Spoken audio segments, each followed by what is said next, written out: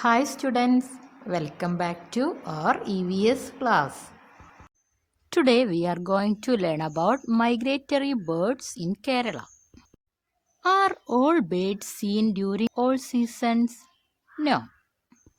Why are they not seen in all seasons? Some birds come from far off places in certain seasons. They are known as migratory birds or Deshadana Pakshigal. They are visitors who come from far off places but they return before the monsoon in our country.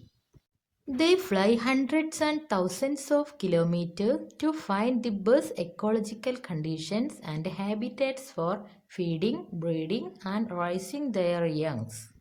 The bird red knot it travels 16,000 kilometers per year. Many birds also come to Kerala during September to April months. They love wetlands, fields and rivers of Kerala. Let's introduce with some of the common but exotic birds found in Kerala.